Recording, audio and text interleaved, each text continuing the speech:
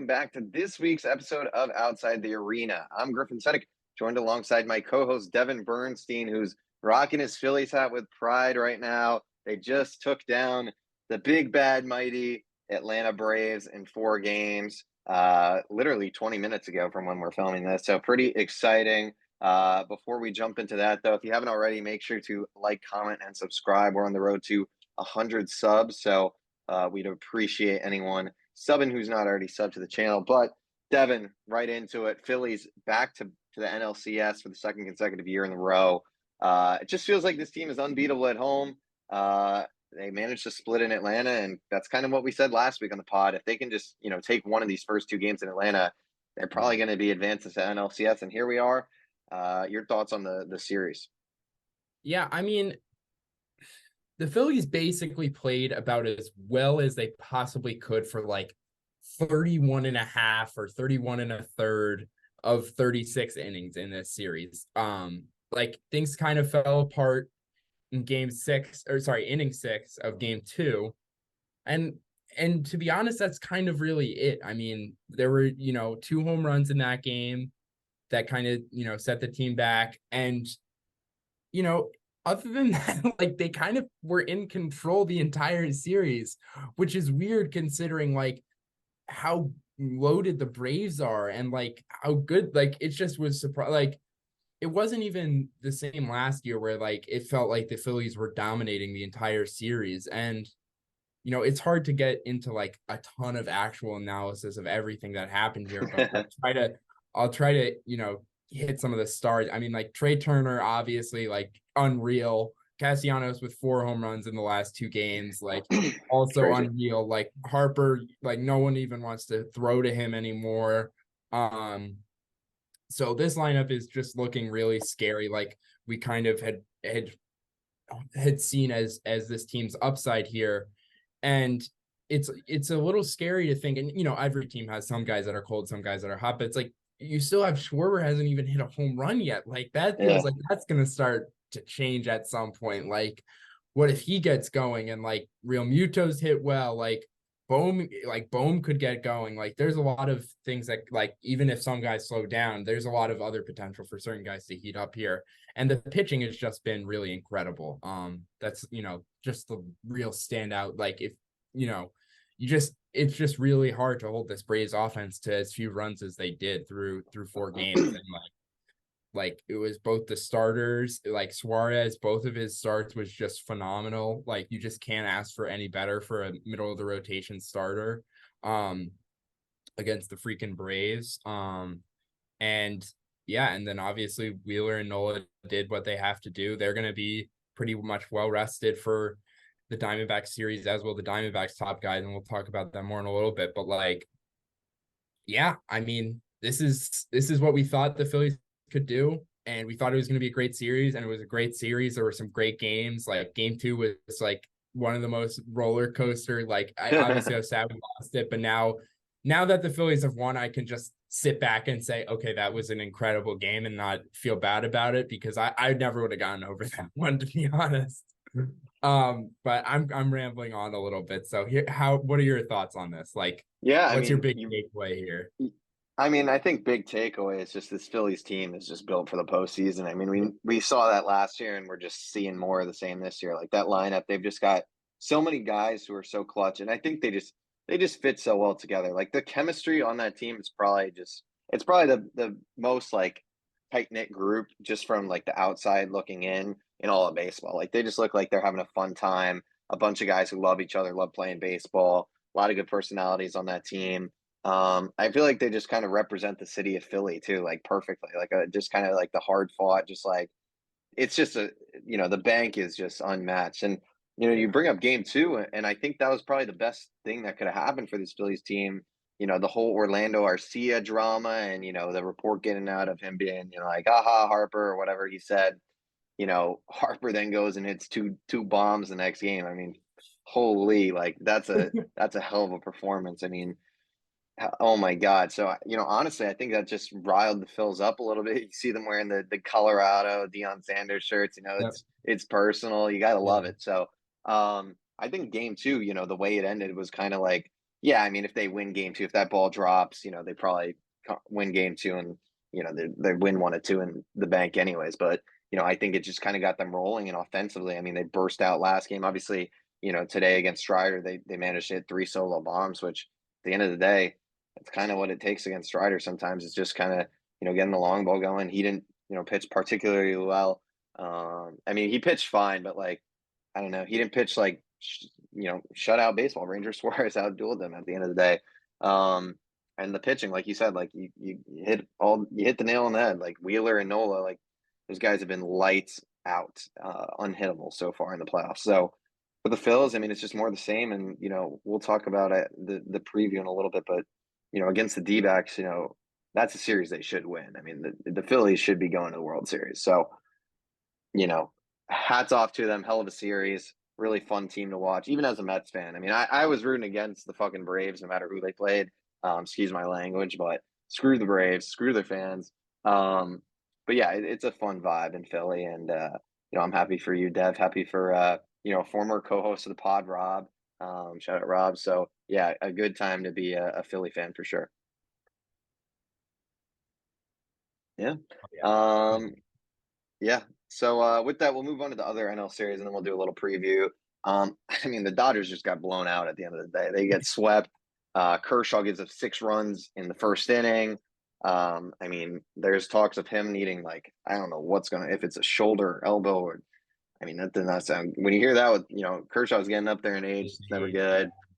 I mean, Bobby Miller and Lance Lynn, it's like when you're throwing those guys out there as your best 2-3 starters, what's going to happen. But man, the D-backs were slugging the ball. I mean, these guys were Gabriel Moreno hitting bombs, Ketel Marte was in bombs. Just a fun young team led by those 2 starting pitchers, Merrill Kelly, Zach Allen. They both pitch really well.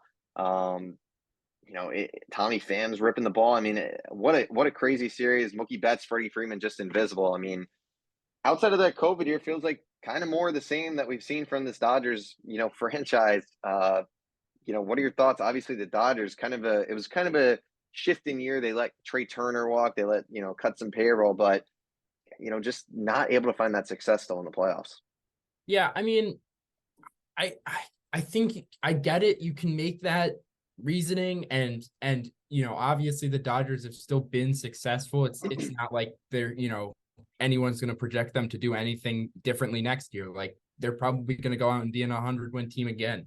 But as it stands, like this is like as I see it, like you've got 2 of the best 5 players in the world. You've got this loaded team, but like there's some like really weird holes, and like the starting pitching, you can give them much more of a pass, I would say. But like the back end of this lineup is just like, why are these like I don't understand. It's a bunch of old vets at this point. Yeah, like it's not even like young guys, like highly touted prospects or anything like that, really. Like at the back end of the lineup, like these are guys who are basically no name below average hitters, like utility type guys. And like, I guess, like you said, like they let Turner go, like, and again, with the starting pitching, a lot of it is just injuries. So, that you can't blame them for. Like this lineup just completely disappeared. Like there was no impact. Like the big thing we talked about was like Betts and Freeman are like so good, and they're just like I don't even get a hit. Yeah, like they could barely get a hit. Like I mean, it's unreal. But I mean, to talk about the Diamondbacks, like you've got kind of a Phillies type vibe. Like I talk about it with the 2 type ace type pitchers, and then just like a loaded lineup. Like you've got Carroll, and Marte at the top, and then Pham, and then it goes down. Tommy Pham, I love some Tommy Pham. Sorry. Yeah, I mean, what world are we living in where Tommy Pham is like in the middle of the lineup? Like, I don't know. I don't really know what's going on with that. But then the defense is really good. Like they seem to be pushing the right buttons with the bullpen and like using the guys correctly. Like this is a pretty well-rounded team that kind of both had the better lineup than the Dodgers, obviously, but then also, pitched much better and, managed the game much better. So they just completely ran over the Dodgers. Like the starting pitchers had a disgustingly high ERA. Like I don't even know what the number was, but it was like maybe in the 20s or something, like horrible. I mean, yeah, you just you feel bad because they've lost a few guys like Bueller and I'm forgetting some of the other names. Dustin May, Dustin Tony May. Gonsolin, yeah. Yeah. And then, yeah, so like you can forgive them and, say like that's not really their fault. But like it did seem like there were a few more holes on this team that needed to be addressed. And part of it's like, sometimes you're just able to win more games than you're actually like, then your team is actually that good. But like, and that might have just been what happened with the Dodgers here. But like there were some holes here that's like, I'm a little confused at how this wasn't addressed.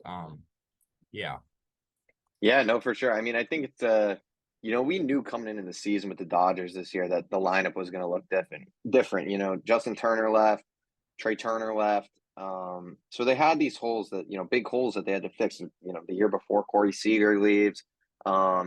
They've look, the Dodgers, I'm not going to talk like this is a 100-win machine every single year. They're churning out talent, churning out guys to play. But at the end of the day, outside of 2020, like I said, like this team has not been able to get it done in the playoffs. Like they just have not. They had the World Series appearance. I forget what year it was. I guess they faced the Red Sox and I guess they faced the Astros. So they've made the World Series a few 19 and times. 20, right? 19 and well, they made it in I think 17, 19, and 20. Because 17 was the cheating year, I think. So, Yeah. Yeah. but I mean, that's we're 3 years removed from the World Series now, and it's been more of the same for this Dodgers team. Early exits, and at some point, you got to look to. I'm not, not a rebuild at all, but just like they got to find a new core. I think is the thing. You obviously got Betts, Freeman, and Will Smith. I think are three guys that are locked in on the offensive side. But outside of that, like JD Martinez is going to be a free agent, Max Muncy, Jason Hayward, David Peralta, like all these guys, like they got to find their new core, and they're going to be heavily rumored with Shohei this offseason. They're going to be looking at other guys, but at the end of the day, like I don't know, and sure, like you said, the rotation for sure banged up, but I don't know. It's going to be interesting to see what happens with this Dodgers team. They got a lot of good prospects. It's always a good farm system, so maybe some of those guys can start contributing next year, but. I don't know. Another early exit. It's definitely concerning. It'll be interesting to see what kind of goes on this offseason. Flip side of the ball, I mean, holy hell. Like, this is Arizona Diamondbacks team. Like, talk about having exceeding expectations. This team, late in the season really looked like they were not going to make the playoffs. I mean, they were really struggling. 84 wins and they're in the NLCS. Pretty crazy. But like you said, like that's what it takes in baseball. You just got guys get hot at the right time. And this lineup's crushing the ball right now. I mean, like you mentioned, Corbin Carroll, obviously kind of the star offensively, but Kel Marte, Christian Walker, Tommy Pham, Moreno, all these guys are Alec Thomas really contributing. So that's all it takes. And the pitching's been really good. The bullpens look strong. So yeah, man, shout out to the D-backs. And, I'll just jump right into the preview here. Not need to spend much more time on the Dodgers series, but the Diamondbacks do have a tall task ahead of them. I think this is almost a more challenging series for them. I think that Phillies lineup is deeper and just especially playing in the bank. Dodger Stadium doesn't get like CBP has been getting. What's your prediction for the series? Obviously, I'm assuming you're going to pick the Phils, but how do you see it playing out? Yeah. I mean, we were kind of talking about this pre-podcast, and like, I just get the feeling that this is going to be a tougher series Yep. than the Braves series was, and than the Padres series was last year, and probably than the Braves series was last year as well. Like, I just, for whatever reason, I get the feeling that this, I mean, it's hard to say like, what the regular season team was versus what they've looked like in the playoffs. And it's like hard to compare like what version are we going to get now in this going forward. But from what it looks like, I mean, this Diamondbacks team is pretty like complete. Like they Yep. don't have any major weaknesses like that could be exploited. Like, I mean, not that the Braves necessarily did either, but it just doesn't feel like the type of team that's like going to give up, have a few guys get shelled. Like they have two really high quality pitchers that are going to be pitching majority of these games. Like I do think it'll be a tougher series. I do think, I mean, I could see Philly probably winning both in Philly to start it. Then my guess would be that 2 of 3 go to Arizona, and then Philly just needs to win one of the last 2 at home. You know, again, like the Diamondbacks are very young and they won 84 games. So it's like, it's weird to give them all this like credit that, that like, but they just seem like the hottest team right now. Like they almost seem like the Phillies of last year in a way where it's like, cause like the Phillies like this year, it's like, we saw it last year. We know they have the talent. Like no one is like surprised other than, obviously beating the Braves, but no one is surprised to see this Phillies team making a run again. But like, I would say everyone is pretty surprised to see this Diamondbacks team making a run. And like, sometimes that magic and like, I'm sure it's going to be rocking in Arizona too, because like, this isn't something their fans were expecting this year. Like, Yeah. That's going to be a tough place to play as well. So I do think there's going to be a tough series, but I'm going to go Phillies in 6 or 7. What are you thinking? Yeah, I don't think it'll get to 7. I think the Phillies are going to win. Probably either in 5 or 6. I think it could get weird. I think we'll see some more competitive games. It felt like in that Atlanta series just recently, like, this, I guess game 4 was pretty competitive. Game 3, obviously not. Game 1 was a little far away, but I feel like Philly was relatively in control. I mean, the Braves got shut out, right? In game 1. Yeah. Yeah. So, like, they weren't doing shit that game. So I think it'll be interesting. The D-backs are hot too, like you said, like, and they have that kind of, team of destiny vibe that we've kind of been, these last few years in the NL, that's kind of just how it's been. We had the Phillies last year. We had the Braves the year before. We had, 2020 kind of doesn't even count, but the Nationals in 2019. 2018 was, oh my God, I don't even remember. But, so I guess the Dodgers weren't in 2019. Maybe the Dodgers were 2018, then probably is what it was they played the Red Sox in the World Series. I swear to God they did. So it must have been 17 and 18. Who did the I gotta look. Nationals beat? I'm They beat forgetting. the Astros in the World Oh, Series. right. Okay. 2018 World Series was Red Sox Dodgers, and then the year before was Okay. Astros Dodgers, is what it was. Yeah. Okay. So yeah, it's just kind of been these team of destiny vibes for the last few years of the NL. The Mets in 2015 were kind of the same way. That's just how baseball is. So maybe that's the D-backs. The Phillies, I don't think have as much of that destiny vibe. I don't know why I'm getting into team of destiny for 2 minutes, but yeah, I don't know. I'm going Phils in 5 or 6. I just think this offense is hitting on all cylinders. I think they've got that experience, and I just think playing in Citizens Bank Park, even getting 1 win there for the D-backs, I think is gonna be tough. Let alone potentially 2 wins there. I think is just the fact that the Phils have home field advantage, I think is about all they could ask for. So I'm gonna go Phils in 5 or 6. But I'm hoping for a little bit of a better series. I feel like some of these series and so far in the playoffs, I mean, we haven't seen a game 5, we haven't seen a game 3 in the wild card. Like, it's just been kind of non-competitive, it feels like at times. So but that's fine. At the end of the day, you can't ask for everything. So yeah, those are our official predictions. We'll move on over to the American League, where we got an all Texas showdown in the ALCS. We'll start off with the Rangers. I mean, honestly, they just blew out Baltimore. Total control. I mean, that's how they've been all playoffs. They blew out the Rays. They've blown out Baltimore. They are playing really well. Really good starting pitching. This offense, kind of what we knew they were, just an elite offense. Adolis Garcia, Corey Seager, slugging the ball. Marcus Semien at the top of that lineup. Evan Carter's played well. So, I mean, this Texas team really good. Max Scherzer maybe coming back, kind of unsure. I feel like the way he was pitching it then might not be a good thing if he comes back. I feel like you kind of got to just ride the waves right now. But you're going against the Astros, so you need every help you can get. Your thoughts on the Rangers Orioles series? Obviously, the O's going in were the team you had coming out of the AL.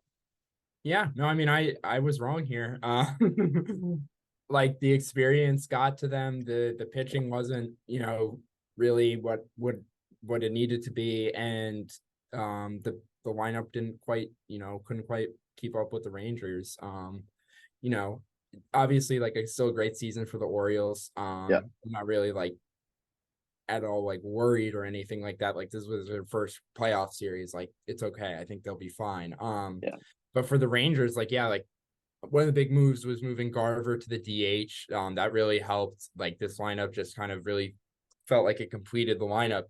And like, everyone's playing pretty well, like, or at least is very dangerous in that lineup. Like, they have some guys to go to, and the starting pitching has been really good, which is like a complete twist on the head. Like, Eovaldi, like, really, really struggled in the second half of the year. I believe he was dealing like with some injury stuff, and like now it's like he's a complete ace. So like, that's a huge turnaround. And yeah, same thing with Montgomery. Like, not quite as much, but like he's also pitched really well. And like I think they have a few guys in the bullpen you can trust. Like it's still a little shaky, Yeah. like, but it looks better than it did coming in, and like they're really hot. So yeah, that's basically all I have to say about them. But yeah. Yeah, I mean, like you said, like the Orioles, like incredible season. What was that, 100 wins, 101 wins, something like that. Um, and like, you always say like they'll be back, and like I think someone tweeted that, and it's like, well, the Orioles, like literally, unless a total disaster happens, like they should only get better. Like their pitching wasn't even like their starting pitching. If they go out and sign a guy or two, like that'll be huge. And just like you got the number one prospect in baseball, Jackson Holiday, who's ripping the ball in every level of the minor leagues this year. So the future is so bright for this team. It's really unbelievable. So hats off to them. But the one thing I kind of was worried about coming into the playoffs was just experience. They didn't really have anyone that's been there before. And that matters at the end of the day. Like we're seeing it right now. The Phillies are a pretty experienced team. They've got those players. Going against a young Diamondbacks team, I think that's going to be another factor. Just some of these environments, some of these moments. Texas has some of those guys. They got Corey Seager, who has won a World Series. Marcus Simeon's played in a lot of playoff games. Evaldi's pitched in a ton of playoff games. Chapman's obviously appeared in a lot of playoff games. So it's just like experience really does come into more of a factor than I think people realize. The Orioles just haven't seen a moment like that. And it's good. They got some games under their belt. Hopefully next year when they're back in the playoffs, they'll be more ready. But it just wasn't their time yet.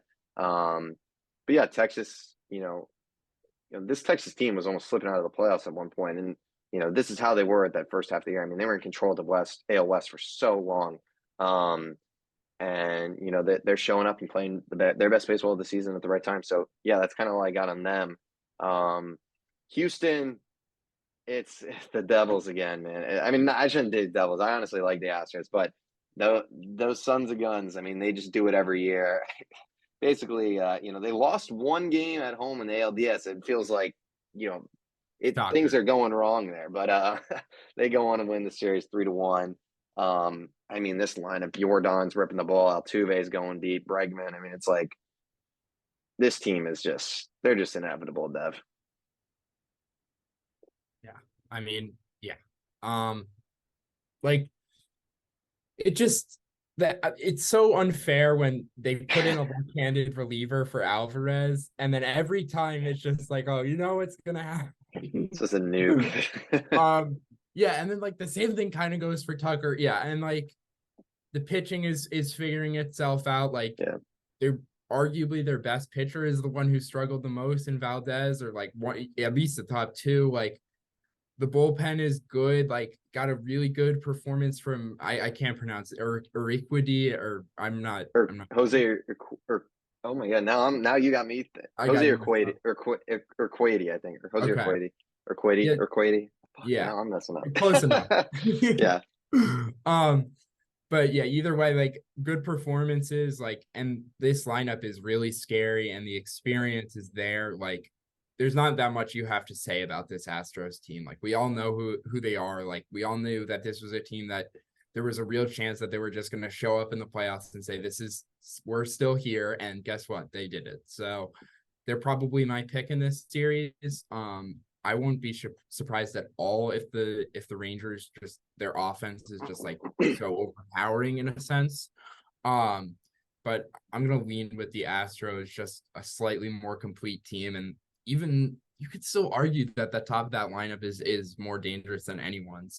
Even if you're probably taking the Rangers back end and their depth in that lineup, yeah, I mean, I'm saying that, but like, I don't even know if that's really. Astros lineup is pretty deep. I mean, yeah, exactly. Like Chas McCormick, Jeremy Pena, Michael Brantley, like solid players. Yeah. Yeah, especially McCormick and Pena really killed the Phillies. Yep.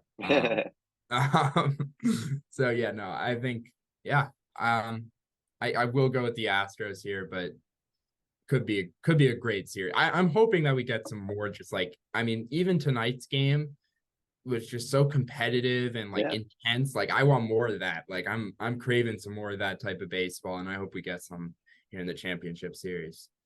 Yeah, I think this series is gonna. I mean, I really, Braves Phillies. It was a good series. There was the drama, the Arcia stuff, I think really added to it.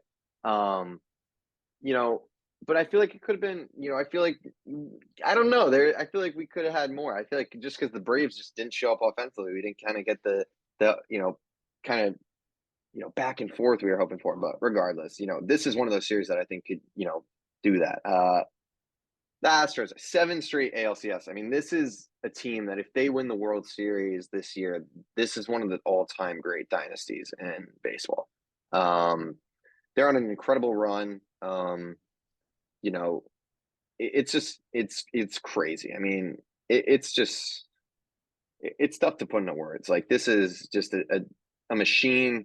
Jose Altuve, man. I mean, what a superstar. Alvarez, Jose Abreu's been playing well. Kyle Tucker. I mean, Bregman. Like these guys have just been there so many times, year in and year out. They're playing deep in the playoffs, and this is when they shine brightest. I mean, it's amazing. The pitching is coming along. I mean, Christian Javier and Jose Urquidy had, two of their better starts in recent memory. So that's huge. Like if you get those guys going, I mean, Christian Javier last year in the playoffs, like he pitched the no-hitter, I don't think was in the playoffs, right?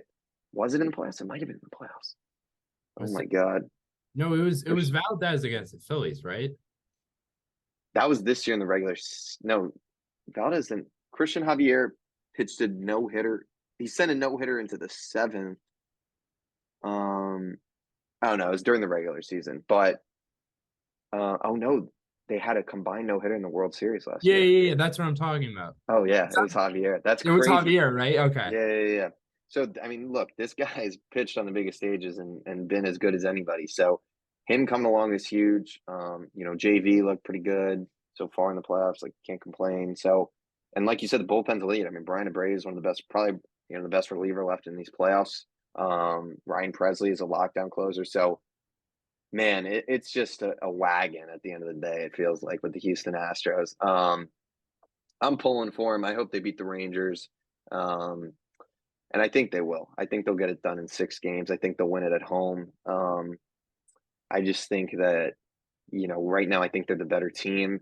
I think if Scherzer pitches, I honestly do think that's a negative. You look at how he did in the last start against the Astros in the regular season and gave like 7 or 8 runs. I also think, he hasn't pitched in a few weeks now, throwing him into, one of the biggest games of the playoffs. Sure, he's had his big moments in his career, been an elite pitcher. I'm not trying to let the Mets, the way things ended, but like, looking at kind of the way the playoffs went last year, the way the end of the season went this year, the way that Astros game went, like I just don't know if it's a great idea for him to start a huge game in the ALCS. We'll see. He very well may shove my words down my throat, but I don't know. I'm gonna go with the Astros though. I just think this team is too good. They just do it every year, man, and I'm not gonna pick against them. They're my pick to win it all. I think. I think that was kind of my pick going into the playoffs. I think I said Astros or Mariners, whoever came out. But yeah, I'm gonna ride with the Astros. So yeah. All right. Anything else on the baseball front, or you want to jump over to the NFL, Dev? No, I'm ready to go to the NFL. All right. So we'll be back. No games till Sunday, I think, for MLB. So a few days off, but then obviously, we'll be, probably with the right at game 3, game 4 the next time we film. So should be pretty interesting. We'll have a good idea of where the 2 series are at. So super exciting. But moving along to the NFL, we had one game tonight. I mean, not much to talk about with this one, to be honest. Broncos, Chiefs. The Broncos stink, man. I mean, they're terrible. Russell Wilson threw for 95 yards, 2 interceptions, 1 touchdown. Jerry Jeudy, who got in the big pregame scuffle with the Steve Smith. That was a crazy comment from Steve on I mean, I respect it. I loved it. I mean, I'm loving these players, kind of like the Sean McCoy talking about Dak and Yeah, that viral clip. Like, it's just so funny. But he went out three catches, 14 yards. I mean, he Jerry Jeudy sucks, man. I don't know. Maybe it's just the Broncos suck. Pat Mahomes, literally, this guy hasn't even been anything special. This team's 5-1 this year. Like this offense, I'm still a little worried about. Real quick, I mean, obviously the Broncos suck. We know that, but the Chiefs, only 19 points. It feels like, I don't know, offensively for me, I just am not like feeling like the Chiefs have really clicked. I'm still worried about the receiving core. What about you? What are your thoughts on them? Are you concerned at all? Yeah, no, that's exactly what I like. You basically said what I wanted to say. Like Rashee Rice has looked pretty good. Like Yeah, that's about it. Like Tony, we know like is not serious, but they have him on the field in he serious got a situations. touchdown today. He did get a touchdown, but at the end of the day, like I don't trust him in a serious Yeah, situation. Like I don't really like Justin Watson and Justin Ross and I mean MVS whenever he's healthy isn't even that good. I don't even know. Yeah, it's pretty dark outside of Kelsey, to be honest. And they figure it out because Mahomes is so freaking good. But like they have this good line and like they have obviously Mahomes, and it's like feels like they're kind of wasting it with no one who can get open besides Kelsey. So I mean, I'm not like worried that they're gonna like win less than 12 games, but like in the playoffs against like some of the top teams in the AFC, like yeah, that could be a little bit worrying to me. Yeah. yeah. It just doesn't feel like we've seen that kind of offensive dominance from the Chiefs that we have in past years. I mean, you look at the Bears game; they scored 41. Outside of that, they haven't scored more than 27 points, which 27 is a pretty good showing. They did that last week against Minnesota, but I don't know. It just hasn't felt like they've been able to get, sustained drives going. We said it kind of going into the season. This, I got a fly flying around here. The receiving core is, concerning. And they haven't done anything to ease those errors. Defense has played really well. I think that's the only real, maybe surprise is, Chris Jones, I think, said it post game today. I saw something that, he feels this is one of the better defensive units this team has had in, recent years since Mahomes really got to Kansas City. So I think that's, big for them. But offensively, I don't know. I need to see a little more. You always feel like Mahomes is going to get done. I'd love for them to go out and make a trade. I mean, I don't really know who would be, Jerry Jerry Judy's available, Jeudy. man. Yeah. If Jerry Judy goes there, I feel like that's something that where like he'd just start going off like Exactly. randomly. But I don't know. He also seems like he's kind of in a mental place right now. There's some videos of him pregame just yelling at people, and I get it. He's pissed off at what Steve Smith said, but yeah, maybe they go for Jerry Judy or something. I feel like they got to make a move though. Like you cannot go into the playoffs with this receiving core and Yeah. expect to be winning a Super Bowl again. Yeah. I mean, like, I don't know who though. Like, are you getting like KJ Osborne from the Vikings, like their seller? Like that, I don't even know like who could be I'm trying to available. think of like the I don't think the Panthers are like selling, but like Adam Thielen would be like a nice little piece for them. Get this fucking um it's annoying, man. Adam Thielen would be a nice little piece, like I don't really know. It's weird. I don't really know who they'd go after, to be honest. It is Yeah. oh my god. All right, moving along. Live fly catching here on the podcast. Yeah. Live fly catching. I'm over 4 on attempts so far, so that's not good. Okay. um. You All got right. Yeah. anything Are else? we get to get into Yeah, the? yeah, Yeah. yeah. Okay. Okay, we're good. Going Yeah. Yeah. along. All Yeah. right, Ravens Titans, London. I think they're in London. Maybe they're in Germany or something weird. Um, North Northumberland Development Project. That is Tottenham Stadium. I think they had the game there last week as well. So another London game. Ravens coming off a rough loss to the Steelers. Tennessee kind of in a weird spot. Just kind of not playing great football. Derrick Henry has not been good at all this year. Feels like this should be a Ravens win. Maybe the Titans get weird. I don't know. What do you think? I don't know. Like, I feel like the path to victory is like exactly what we saw for the Steelers last week. So, like, it's the same game plan. It's kind of similar teams like the Titans and the Steelers. So, bit of deja vu for the Ravens. But like, I have a feeling the Ravens are just going to come out pissed because we all know they should have won that game pretty easily last week and they didn't. And that was a pretty classic Steelers win a game out of Yeah. nowhere and they're all of a sudden 3-2 and on top of it, type performance. But I just I expect the Ravens to come out and kind of dominate this game. They got to London super early, which I think is a good thing. Like to get your body ready for that. So yeah, I'm gonna take the Ravens here. Yeah, I'm gonna go Ravens too. I think Titans suck. I mean, I don't really. I honestly, they won last. They lost to the Colts last week. I mean, they beat up on the Bengals. They beat the Chargers. So it's just like the classic Titans season. Like just like holding it. They'll probably win this week now that we both picked them too. But yeah, I think the Ravens, I mean, Lamar's played pretty well this, not pretty well. He's played really well this season. Um, given some of the injuries to the receiving core and just the team overall. I mean, it feels like this Ravens team always banged up. Obviously, JK out for the season. So yeah, I think they'll win this game. Yeah, I don't really got much more to say on it, to be honest. This one I think we'll be able to talk about pretty quick. Dolphins, Panthers. Panthers 0-5 still. Or 0-5. They just are 0-5. They're winless still. Bryce Young, I mean, it's hard to fault him. I feel like this team just, they're not ready to compete right now. It's clear they don't have their first round pick this year, which is not good.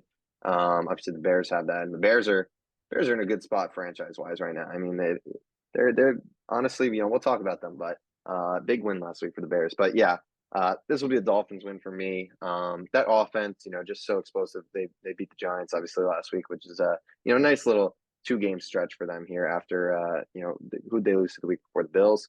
Yeah, I think the Bills. So Dolphins are 4-1 still. They're having a great year. Should be a pretty easy win this week against Carolina team that is pretty terrible.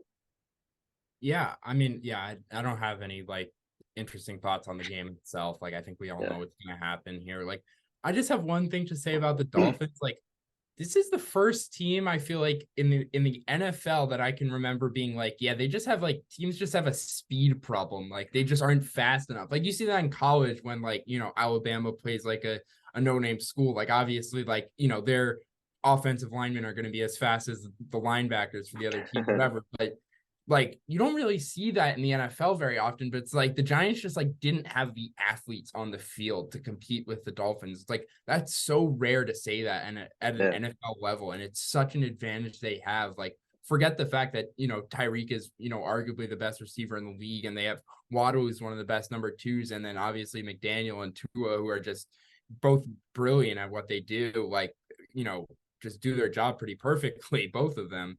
And it all works really well together. And then like, obviously Achane went down, like that's going to hurt a little bit, but they still have Mostert. Jeff Wilson's coming back for his inevitable takeover of the backfield. So that'll be interesting to see. But yeah, like ultimately they run the ball really damn well without any great running backs. And it looks like Achane might actually be really good. And so really fast. So this could get even scarier if like he becomes like, a true top 10, 15 running back. So things are looking really up for the Dolphins and down for my prediction of them. I didn't realize Achane was a Texas A&M guy, so he played pretty high level football in college. Yeah, he's just like a machine. Like, obviously it sucks that he went down, but like, dude's getting like 10 carries for like 150 yards every week. It's crazy. Every week. It's nuts. Yeah, we'll both go Dolphins. So far the same for us. Saints Texans, interesting game. The Saints are 3-2 somehow. They blew out New England last week. I mean, New England is terrible. I mean, this is probably the worst Patriots team we have seen in ever, for sure in our lifetimes. Derek Carr kind of just did what he had to, nothing special last week. Kamara's been back. He's looked pretty good. Obviously CJ Stroud, he's been balling. This Texans team really fun to watch. Obviously, they came up short against Atlanta last week. I think we both picked the Texans last week. Yeah, probably. I think so. That sounds about right. Saints Texans. Who do you got here? I'm gonna go with the Texans, and like this might be more of a like they're going in the right direction. The Saints aren't really, so I'm going with the Texans, even though they might not be better. But like, you look at the key positions, like I'd much rather have Stroud than Derek Carr. Like, cry about it, I don't care. Like, Stroud is just better than Derek Carr at this point. Like, we all know that. And then like the head coach, like, D'Amico Ryans, like, seems like he's got these guys playing really motivated. Like, this defense isn't talented, but they're playing hard. They're doing like everything they can, and that's what you want to see from a rookie head coach, like beating a defense. If he can do it, because we saw him do it with the Niners, who have a ton of talent. Can he do it with a new team where he wasn't, a linebackers coach, where he's building his system here without much talent, and their defense is playing like reasonably well. So again, everything is like looking up for the Texans in a way, and I just think Stroud's going to keep playing well. They can't really run the ball, but it's hard to run the ball in the Saints anyway, so like that might not really matter that much, and they might just be able to kind of air it out with whoever Lattimore is not on between like Dell and Collins. Like, yeah, I'm gonna go with the Texans here. What about you? I'm gonna go with the Saints. I know you bring up Dell. I think he's out this week with a concussion, Oh so yeah, he's not going to be in yeah. there. Not that that's going to change your pick, but you know, I don't know. This feels like just a Saints win. I feel like they played really well last week. Give them credit. The Pats obviously suck, but a shutout's always good. I think Marshawn Lattimore, against Nico Collins, that'll be a fun matchup. But I don't know, kind of a gut feeling with this one. I just feel like Stroud, as great as he's been, I feel like kind of an interception or two is probably due. This New Orleans defense is pretty good, pretty tough. Alvin Kamara's been back. He's been playing really well. I expect him to have another big game, to be honest with you. Chris Olave, he's due for a big game too. These last 2 weeks, he's not been very good. The first 3 weeks when they're actually giving him targets, he was going off. So, they got to start getting him the ball. He's so talented. Hopefully he gets the ball more. Kamara's been playing well. I think this defense will, be a tough challenge for Stroud, but I mean, he's passed everything with flying colors, so it's tough to doubt Stroud at this point. He's a stud. I just feel like, one bad game is probably likely, and I think the Saints can give that to him. So I'll go Saints here. Yeah, that's fair. Commanders at Falcons. Atlanta somehow 3-2. Desmond Ridder, probably one of the best games of his NFL career last week against, Houston, threw for 329 yards. They finally are kind of unleashing Desmond Riddle a little bit. Let him throw the ball. Cal Pitts at 7 catches, Drake London 6 catches. Finally, it's like they finally are like, oh yeah, we actually have these 2 first-round picks, 2 top 10 picks. Maybe we should actually get them the ball. Oh, who would have thought? But jokes aside, they're playing Washington, who just got blown out by the Bears. I don't think Washington is a very good team, but I'm not too sold on the Falcons yet. So what do you think with this one, Dev? I don't want to pick either team, to be honest. Like, neither team really deserves my pick. Like the Falcons, yeah, they won last week against the Texans, but they really, I mean, I guess they showed some signs of optimism, like you said, like finally using their top 10 picks. Like, it's a big Crazy thing. concept. Yeah, it's a crazy concept, but it's really important to get your best players involved, and they just like have almost refused to do it. So that's really good to see. And their defense isn't too bad. So I guess I'll go with them, but the Commanders, no, actually I'm going to change my mind. I'm going to go with the Commanders because they're like inconsistent. They haven't looked good. So now it feels like they're going to look good again this week. So I'm going to go with the Commanders. Yeah, it's crazy how good they looked against Philly, and then it's just like the Chicago Bears seem pretty fired up on Thursday night. I mean, they're playing with some passion, you could tell. I'll go with Atlanta at home. Bijan, they got to get the ball more too. He only had 14 carries. I think Algier out carried him 17-14. That shouldn't be happening. Bijan, I know it wasn't his best game. The NFL probably worse so far, but get Bijan the ball. But at the same time, get Drake London and Kyle Pitts the ball. You need to get those guys the ball. Drake London's been making some crazy catches. I think it was a step forward for Ridder, who, the week before in London, I think a lot of people were starting to call for his head, starting to call for Heineke. And, they let him loose. Arthur Smith let him loose it a little bit, and it was good to see the kid, ball out for a change. So I'm going to go with the Falcons. I don't know. I just think the Commanders are, I don't know. Sam Howell, he kind of came back, played decent towards the end of that Bears game, but I don't know. They got to get the ball to, I saw something today that, McLaurin's at like a 19% target share and Dotson's at like a 14% target share. It's just like, what are you doing, man? It's just like, and they're throwing the ball a lot. It's not like they're like, it's like the Falcons where they're running the ball 100 times a game. Like, Sam Howell, you got to find a way to get, I feel so bad for Terry McLaurin, man. Like, Terry McLaurin is such a stud, and it feels like we haven't even seen that. And like, we've seen these flashes, and like, he just always is producing. But it's just like, imagine this dude, like, get Terry McLaurin on the Chiefs, man. That dude would be like an all-pro receiver. Like, it's just, I feel for the guy. But look, that's life. He's also getting a bag, so I don't feel too bad for him at the end of the day. Enough, But I'll go Falcons here. Colts, Jaguars. The Jaguars, man, big win. They beat Buffalo. It was such a They go to London and they go 2-0. I mean, they should just move to London. They should stay. They should They should stay. stay. They should stay. I mean, Trevor, still, 315 yards and there's only one touchdown. I feel like Trevor Lawrence, that was a big step forward for him, but even still, I feel like there's more I think people were expecting a little more of a leap this year, which a bit of a slow start, but hopefully he can get it going. Anthony Richardson, obviously out. I think he's on IR. Maybe he's going to be out the rest of the season. Really sucks. I mean, he's played really well, but he's just, it feels like every game he was leaving with an injury, which is not good. JT obviously was back last week. Didn't really play. Zach Moss balled out. JT will probably get. I mean, we haven't even talked about it. JT got a contract. They resolved the contract situation, which was pretty crazy. He signs an extension, so good to see that situation get worked out. He'll probably get some more work in this game, but regardless, Colts Jags, Gardner Minshew show, a revenge game against Jacksonville. He was a Jaguar, right? Yeah, He was. Yeah. Yeah. That's what I thought. I was like, was he? But because he kind of bounced around. But yeah, revenge game. Gardner Minshew. Does he have your pick, or are you going with T-Law? No, I can't. I want to pick him. I like Minshew. I like this Colts team. But the Jags have seemed to like really conjure up this momentum after their London trip, their yearly London trip that saves their season. But yeah, I mean, they just are like a bit, the Colts pass defense is just a bit outmatched here. Their pass rush isn't bad, but the secondary is just going to be a little bit outmatched here. And the Jags run defense has actually been pretty good this year. So like that seems to be another thing that could, prevent the Colts from doing what they want to do.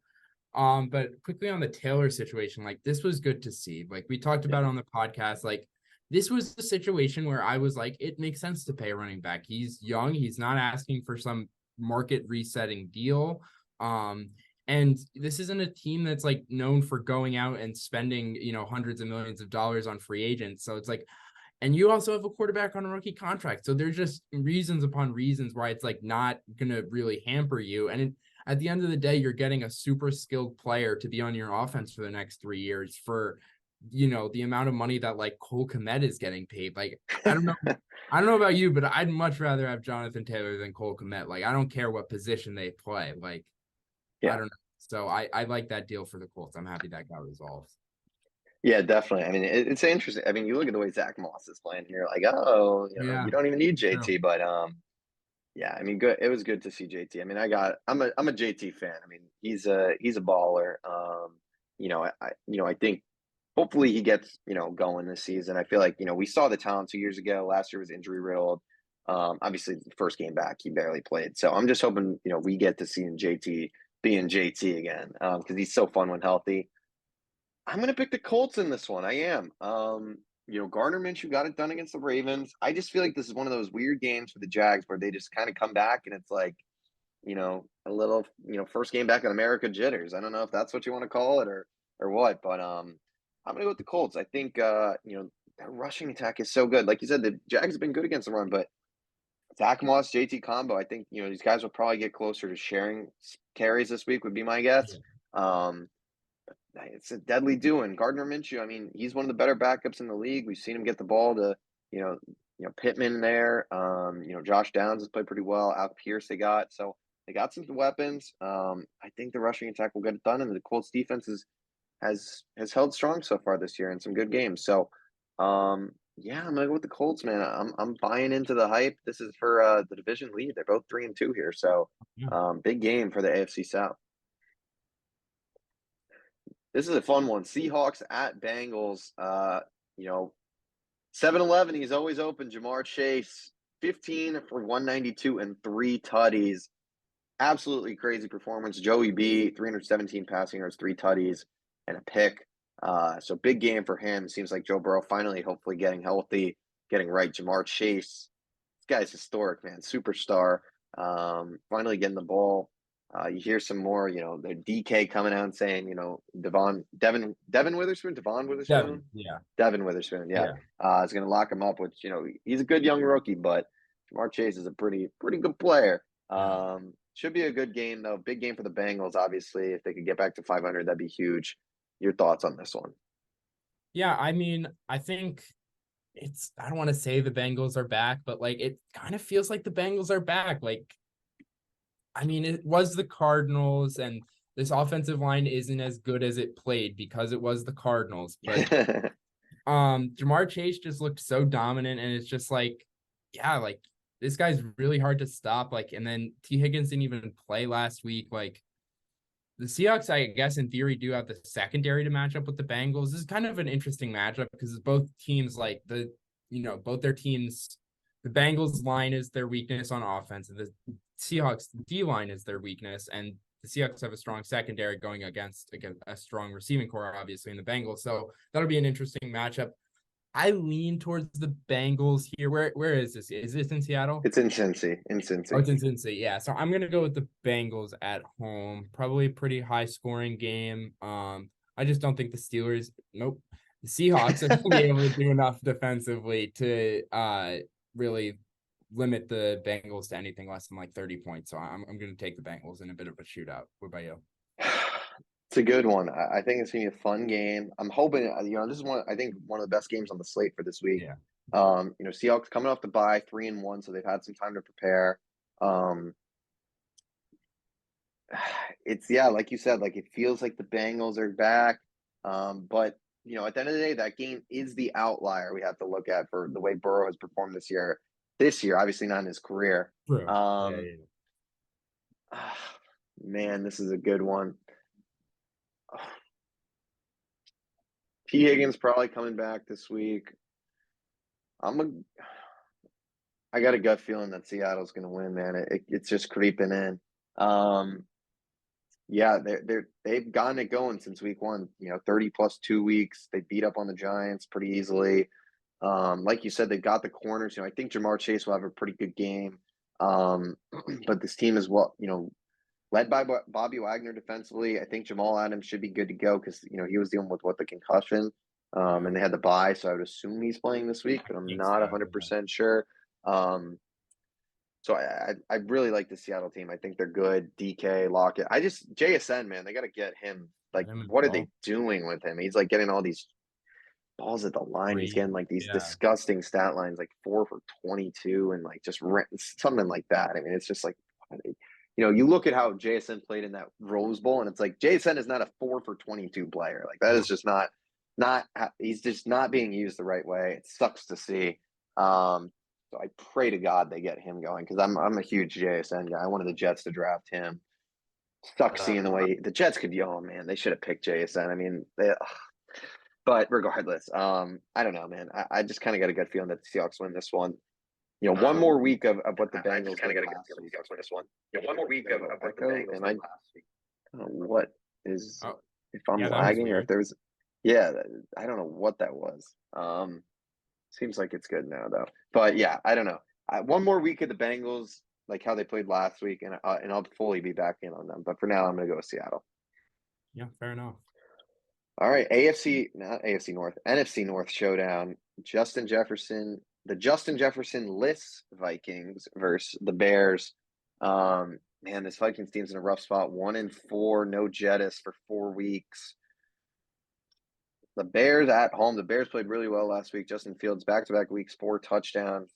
DJ Moore, huge game. Seems like that offense finally coming alive. Your thoughts on this one, but also, the Bears, obviously big win last week that we didn't get to talk about. Yeah. Well, I'm gonna start this with a question back to you, and I've been thinking about this. Okay. So what if Justin Fields plays as well as we possibly can imagine for the rest of the year, and they still end up with the first pick from the Panthers? So what happens? It's really, I think the Bears are in such an interesting spot because, like you said, like the way Justin Fields has played the last 2 weeks, albeit against the Denver Broncos and the Commanders, so 2 teams that are struggling. But he's been balling, man. He's looked really good. It feels like him as a rusher hasn't even been like untapped. He's got, I feel like he hasn't even had that big game rushing wise where we're like, oh my God, like we saw last year. It's so interesting.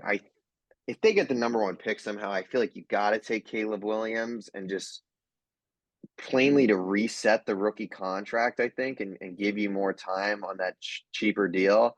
And then you trade Fields. But like, I don't know, man. It's tough. Like I'm not saying this is gonna happen, but like, yeah, what if Fields wins like 6 or 7 more games the rest of the way, and this team's like around 500? Like, the hell do you do? It's a tough situation. I guess Fields is in what, year 3 of the rookie contract, so he's still got 1 more year, and then fifth year option if you want to accept that. So they still got some time, but if you get number one, I feel like you got to go Caleb Williams with all the hype and the way he's been playing. But yeah, it's interesting. What do you think? What do you think they would do? I feel like you got to go Well, Caleb, right? I I no, I don't know. No, I think I'd keep Fields because Okay. I think you got to build the team around him first. Like I'm a get your team set, then draft your quarterback first. And like I know it's crazy if Fields ends up not working to have passed on Caleb Williams and Bryce Young, especially Caleb Williams. Oh my I'm God. almost That's what I'm talking saying. Like, myself can you out. even do that again? Yeah, exactly. That's another part of it. It's like, can you do it? Like, I don't even know, but I just think like from pick 1 to 2, you might get like 2 first-round picks depending on what team it is. Like trying to get up for make sure no one else gets up for Caleb Williams. Like 100%. Yeah. there could be 100%. so much value to be had. You could end up with like Marvin Harrison, Brock Bowers, and like a couple of offensive linemen if you really wanted to get. Yeah. I guess I could see the rationale either way, but so I distracted us here pretty late into the podcast, but I guess yeah, getting back to the game, it's been good to see Fields look better. Like I don't see that really stopping against the Vikings. They could throw some looks at him to maybe confuse him, but I see this being a pretty high scoring game. Like I don't know what the over is here, but that could be interesting. And yeah, I would say even without Jettas, like obviously that really hurts for the Vikings, and they're in an interesting spot too, where it's like, do you listen to offers for Kirk and try to You lose as gotta. You yeah. gotta. I mean, I It seems think like they're moving on from him either way this offseason. So it's like yeah. the Jets would probably come in with like a first rounder, almost like literally. No, I don't see why that hasn't happened yet, to be honest, partially. But besides that, like I think they'll actually be fine in a weird way because like Addison's good and Osborne's not that bad. Like I think they'll figure it out this week, obviously once they face like a real NFL. Real defense. Yeah. Yeah, it might be a little bit tougher. You might start to miss Jefferson, but I predict this offense to be completely fine this week. I'll go Bears in a close one because it feels like the Vikings are cursed this year. Um, and it just feels like they're gonna lose all the one possession games this year. Yeah. So that's my pick, but not super confident. I'm gonna go with the Bears too. Like you said, like I mean, I'm a huge Justin Fields guy. I've been clamoring about Justin Fields. It feels like since I've started this podcast back in 2020. I think he's showing what he's got. I mean, he made some really good throws last week. I think obviously the rushing ability is there. It feels like him and DJ Moore have really built a strong connection. I mean, I think DJ Moore's been over 100 yards in 3 of the 5 games so far this season, which is awesome. It's good for DJ Moore too. I mean, it feels like that guy was kind of in a weird, like a Terry McLaurin-esque like Yeah. situation where he just wasn't getting the ball enough and just yeah. And it seems like now he went up and put up 230 yards I think and like 3 tutties, so pretty cool. So it feels like that defense is kind of playing for something. It feels like there's just a motivation there, and this team hadn't won in so long, and sometimes one win can change just the whole vibe of a season, and not that they'll go to the playoffs, but just like they'll start stringing together wins, and I can very well see that happening. Like you said, like the Vikings offense will probably have some success. I think Jordan Addison will play pretty well.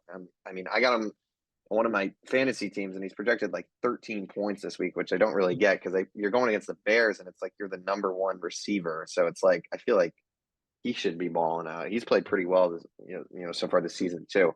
But alas, IBM Watson projectors knows better than me, of course. But yeah, I think the Bears will pull this one out. And like you said, man, like Kirk Cousins gotta kind of listen to offers on him. I think the Jets are. You could just. They're desperate, man. The Jets are for sure desperate right now. I don't know if they give that first round pickup, to be honest. I feel like I don't know, man. It depends how this week goes, I guess, with the Jets. But they're playing Philly, so they'll probably lose. But if they're 2-4, and those first 6 games are always going to be tough for them. But if you're 2-4 and you trade for Kirk,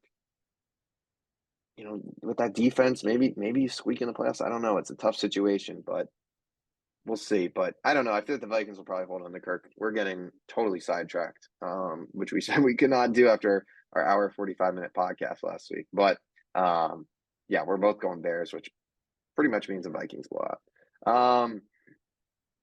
This one is super easy. 49ers, Browns. It's going to be PJ Walker starting for the Browns. Deshaun dealing with the shoulder injury. They're being, super cautious. It just seems like, I don't know what's going on. It seemed like he was going to play week 4, I guess it was. Yeah. Then he, game day DTR starting. Now we're off the bye and he's getting ruled out on Thursday. So, I don't know what happened, but Niners are, I think you have to say they're the best team in the NFL right now. I mean, they blew out the Cowboys last week. Skill position wise, everywhere on the field, they're elite. Brock Purdy looks like a stud. I mean, this guy hasn't every game he's finished, he's won. Yeah, the Niners should. I don't know if it'll be a blowout. This Cleveland defense is really good, but I'm not expecting PJ Walker to go in and dissect this 49ers defense. Let's just say. So I'll go with the Niners here. I think they'll win pretty comfortably. And man, they're a heck of a team. I mean, Philly, they're 5-0 obviously, but it's a different 5-0 if that makes sense. It feels like the Niners are kind of dominated their 5 wins, whereas Philly has kind of, had their moments of struggle in their 5 wins for sure. Absolutely, yeah. I'm gonna go with the Niners too. Like, I could see the Browns defense keeping it pretty close. Like, maybe this is the week where he doesn't look maybe as great. But yeah, I just don't see the path with PJ Walker unless he kind of comes out and looks like, I mean, I don't think he's horrible necessarily, but I just, he would have to look like a starter at least. And I just don't think that's who he is. It's not a fun Niners defense to play with your first start with the team. So I just don't see it happening. I'm going to go with the Niners. This one, Josh McDaniels revenge game. Well, I guess they played last year. Patriots Raiders. I mean, that was a fun ending last year, and crazy to see how those, the two key players in the end of that play, Jacoby Myers and Chandler Jones. Yep. Obviously, Jacoby Myers now a Raider. Chandler Jones, obviously prayers to him. Obviously, seems like he's going through some stuff mentally, which is never what you want to see. But rematch of that crazy game. The Patriots are terrible. Christian Gonzalez down for the season, I think. Offensively, it's probably been the worst offense in the NFL. Mac Jones, he sucks. Ramondre just sucks now. The receivers suck. So I'm gonna go with not the Patriots. I'm gonna go with the Raiders.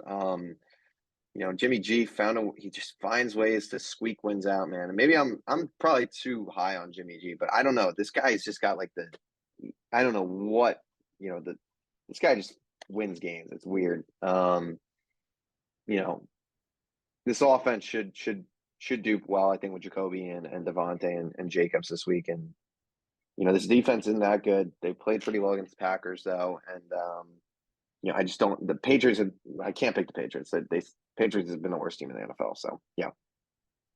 Yeah, I'm gonna go with the Patriots, man. I don't know.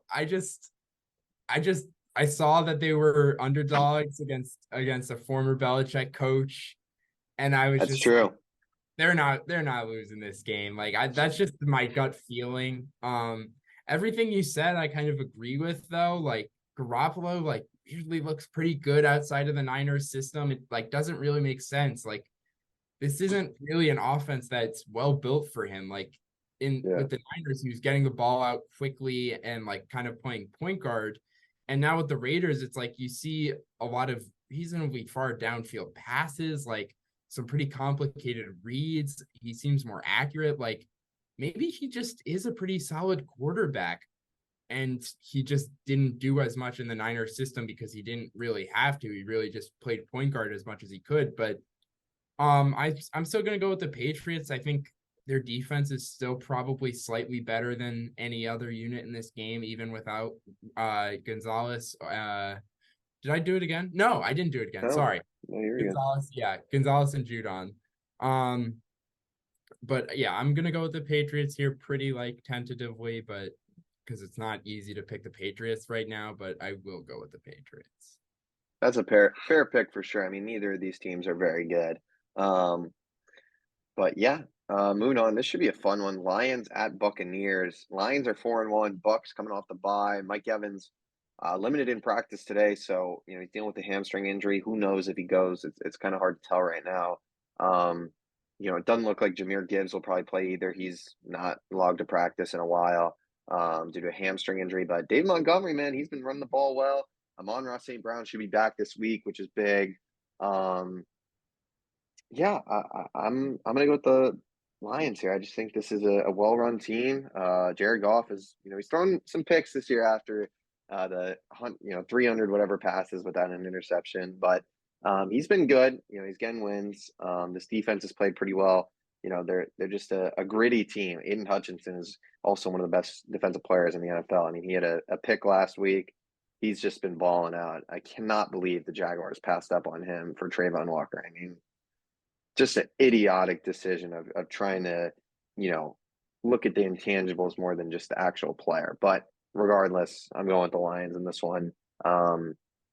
Baker's been balling this year, but I don't know. I just, at some point I feel like, the Lions are just a better team to me at the end of the day. Yeah. The Lions, this is a Lions team that's really freaking learned how to win football games. Yeah. It's fun to see. Like I like to root for this Lions team. I like Dan Campbell. I like Jared Goff. I like Aiden Hutchinson quite a bit. He's a beast. I mean, he's probably a beast. He's already better than I really expected him to almost ever be. And I had pretty high expectations for him, but like he's already almost Max Crosby top 5 edge rusher-esque. 100%. Which is just great to see. He's really ignited this defense, which is basically just him and a ragtag group of like average players, but it really works for some reason. Yeah. And the offense is good, and it's only going to get better. Like once they get Jamison Williams incorporated and Amon-Ra St. Brown back and Gibbs back and like Porta. So we not that Gibbs matters. I mean, Gibbs doesn't even play. No, not that Gibbs is getting the ball, but just like for maybe as a decoy, something like that. Yeah, exactly. But yeah, I do see this Lions team continuing to improve offensively, and I think this is a good matchup for them. In terms of like, I just think this could be a tough week for Baker. And yeah, I'm gonna go with the Lions. Yeah. Moving along, Rams at Cardinals. Cardinals at Rams. The return of Cooper Kupp last week. He had a 100-yard game right at the bat. Puka Nacua still looking good. The Rams offense looks pretty good. Kyron Williams has been balling out. So a fun Rams team, kind of some youth rejuvenated with obviously Stafford and Kupp still there. Arizona's been gritty this year, but James Conner now on IR. Kind of feels like this Arizona team is kind of going to start to falter towards the expectations we thought where this was going to be one of the worst teams, if not the worst in the NFL. Kind of feels like they're faltering towards that. So I'm going to go with the Rams here. I think Kupp is going to have a big game here, if I'm being honest. Yeah, I think this could be a blowout, honestly. I think this Rams team should take care of business at home. Yeah, I agree with that. I think it wasn't fun to play this Rams team as the Eagles with much more talent than the Cardinals. Just not fun to play against a really smart offensive coach and quarterback and Cooper Kupp and Puka Nacua.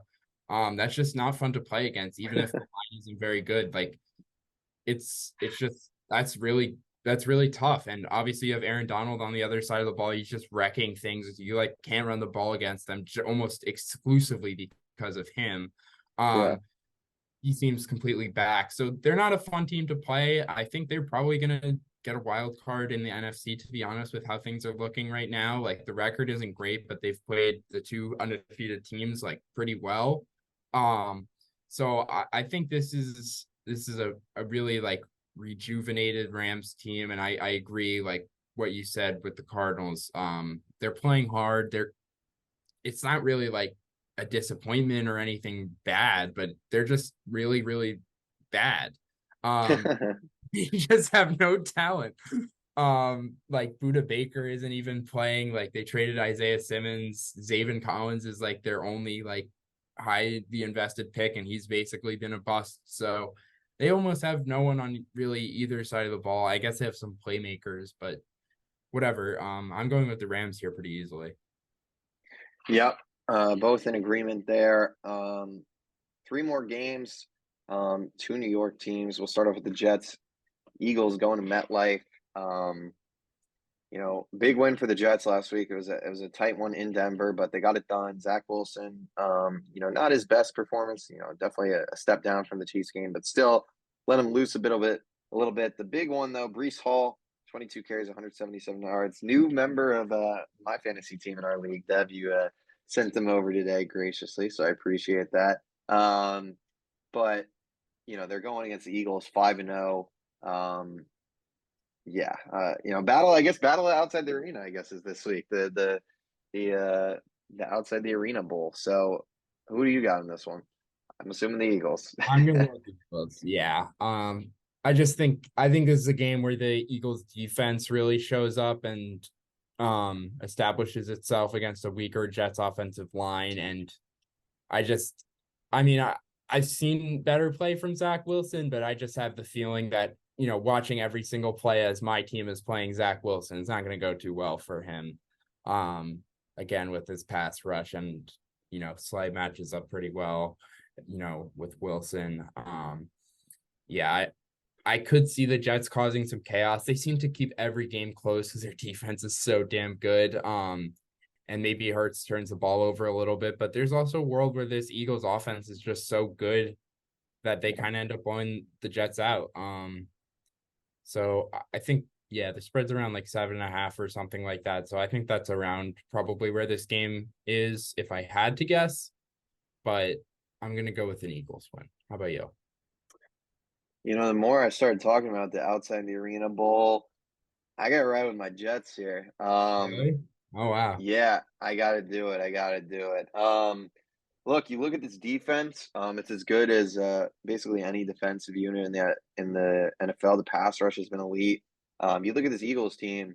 Obviously really good, but they struggled in the red zone this season. They haven't been able to convert, which plays into the Jets game. I mean, the Jets have been a team that's kind of not been able to convert either. They've kind of been stuck kicking field goals. So, getting into a field goal lob is, something the Jets are kind of been used to. I think I'll be honest, Zach Wilson, like I said, not the best week last week.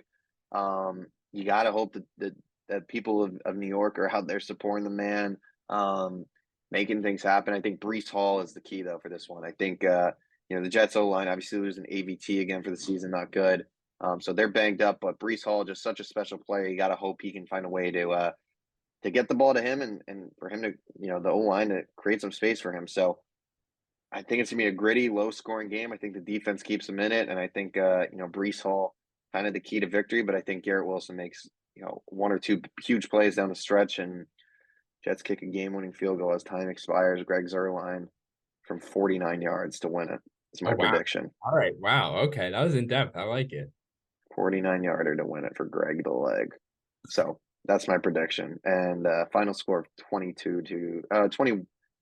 to 18 is my final score prediction. So if I'm right, we're going on ESPN, baby. Yeah. So we probably Wow. should start doing these predictions like for every game, just to Yeah. like try to Just in try to case. go viral. Yeah, exactly. But battle outside the arena bowl probably gonna be Eagles blowout win, but we'll go with it for now. This is a certified blowout. Buffalo Bills versus the New York Giants. I guess all three New York teams are playing. I didn't forget about the Bills, but yeah, the Bills are gonna run the Giants over. It doesn't seem like Danny Dimes isn't even gonna play. Who knows? I mean, it's not even worth Saquon playing in this game. It feels like why even bother? Darren Waller could be. I mean, this team is banged up. The O line is horrific. Obviously, Danny Dimes getting sacked more than anyone. You got to feel for the guy at this point. Like at some point, it's not even his fault. Like the guy has no talent on the team. He's got no O line. The defense isn't good. It's crazy that last season set the Giants back so far. Like literally, like at least a few years back, just because of they didn't get a top draft pick last year. They paid Danny Dimes all that money, and they just kind of ran the same team back. And it's like now you're looking at this team, and it's just like bad. I guess what's their record? 1-4. Oh my god, they're bad. They're gonna be 1-5. Yeah, Bills by massacre in Buffalo on prime time. Oh my god. Yeah. No, it doesn't even look like Daniel Jones like is gonna play. Um, yeah, so Yeah, I don't really even have much analysis here. You kind of hit the nail on the head. Like the Bills are playing pretty well. They're 3-2, but like two, I guess, pretty competitive losses. Like I'm not super worried about them. At least in this game, like on the defensive side of the ball, again, as we get going, they lost Matt Milano last week. He's probably out for the year, which isn't a good sign. So they're just losing. They're just Yeah, losing a lot. he fractured his leg and like potentially tore his ACL, right? Yeah, so that doesn't look good. They just have lost too many guys on defense right now for it to be like a really good unit. But again, that's not going to matter against the Giants. They'll be fine. They're going to blow them out. Yeah. Should be a very easy win. Monday night, we got a good one. Cowboys at Chargers. Cowboys obviously coming off a huge blowout loss, 3-2. This Cowboys schedule, you look at the beginning of the year, they started off with the Giants who suck, the Jets with Zach Wilson in his first start, the Cardinals who beat them, the Patriots suck. And now it's like they're ramping it up. Niners, Chargers, Rams, Eagles in the next 4 games. Then after that, they go to Giants, Panthers, Commanders. But these next 4 games are a real test for them. Monday night, Austin Eckler should be back. That's huge for this Chargers offense. Dak Prescott really struggled last week. He threw 3 interceptions. Tony Pollard didn't really get the ball. CeeDee Lamb has not gotten the ball this year either. I mean, it's kind of a weird situation. It feels like defensively, this team has been able to kind of hide the offense's struggles. We haven't seen this offense really be elite in any game this season. Your thoughts on a big Monday night game for both of these teams, really? Yeah, I mean, this feels like a huge game. Both teams with 2 losses. Like and kind of Super Bowl hopes and a really good team in their division as well. So the stakes don't get that much higher for this early season of this early of a game in the season. Um, and I think, yeah, the Cowboys offense hasn't been really good and the Chargers defense hasn't been really good. So, um, that's, I guess, the big like swing matchup here is which side of the ball there is going to perform better. Um, but it's also going to be fun to watch the Chargers offense against the Cowboys defense because like those are obviously 2 really good units. So that'll be interesting to see. So I'm really excited for this game. It's in LA, so but it's still basically a home. That'll For, be a Dallas, that yeah, it'll pro be Dallas crowd. um, I lean Chargers because I trust Herbert more than Dak and Mike McCarthy, but also Brandon Staley. So could go either way. What say you? Well, so who are you picking? Chargers? Chargers. Okay. Um, it's a tough one. Dak was super concerning last week. 3 picks, and that offense didn't look good. Got to get CeeDee Lamb the ball, and they were talking about it on Get Up. I think most of the probably talk shows were talking about it this week. Like CeeDee Lamb's got to get the ball. Like you do not have Tony Pollard's a good player, a pretty good player, but like CeeDee Lamb is like you drafted him in the first round. Like he played pretty well last year. Like got to get him the ball like a number 1 receiver, and they just have not done that at all. Maybe that's on Dak. Maybe that's on Mike McCarthy. I don't really know. Um, but if this team's going to win this game, CeeDee Lamb's going to have to go kind of crazy. And I don't know. This Chargers defense, honestly, like Khalil Mack's coming off a 6-sack game. Asante Samuel Jr. has played pretty solid. Derwin James there. I think Joey Bosa's healthy, I believe. So I'm gonna go with the Chargers too. I think getting Eckler back, I think is gonna rejuvenate this offense. It gives them, Josh Kelly in the backfield was not the same. We learned real quick. He had a good week 1, but you know he's not the same as Austin Eckler at the end of the day. So I think Eckler being back is huge. He should be. They were pretty cautious with him, so I think he'll be pretty healthy. Keenan Allen has been balling out this season. Expect a big game, from him. So yeah, I'm gonna go with Herbert on Monday night. I think this is a huge game for the Chargers. If they can, rebound from that 0-2 start and be 3-2, they'd be in a good spot. So yeah, and this is a huge game for Dallas though. They go 3-3, and it's like, well, same old Cowboys. Stephen A is smoking a cigar somewhere, laughing about him. So should be a fun game. Like you said, pretty big implications for this one. Yeah, well, that does it for the week. I guess we're week 6 now. Week 6 slate. Pretty fun. Like we've kind of been talking about the sports world, just a really fun time. You got, the NHL, just started. NBA is, how we got to be like 10 days till tip, something like that. A week and a half. Yeah. Yeah. Week and a About, half. I think, Yeah. yeah. 11 days. Yeah. I mean, we are right around the corner from the NBA season. UFC 296, I guess it is next weekend, which saw a shakeup. We now got a new main event, new co-main event, but it looks like a better card. So I'm excited about that. College football going on. I mean, Texas goes down this week to Oklahoma, pretty crazy. I mean, it's just a good time to be a sports fan. Can't really complain, can we? College basketball is starting up soon. I mean, I'm fired up. But yeah, that'll do it for this week's episode of Outside the Arena. If you haven't already, make sure to like, comment, and subscribe to the channel. Check us out on social media. Our Instagrams will be in the description below. Also, check us out on Spotify and Apple Podcasts at Outside the Arena there. Appreciate you watching. Big week ahead. Shout out to the Phillies once more. Big night. I think the latest we've ever been recording this podcast. So setting new standards and episode whatever. This might be 121 or something like that. So yeah. But appreciate everyone watching, and we'll see you on next week's episode of Outside the Arena.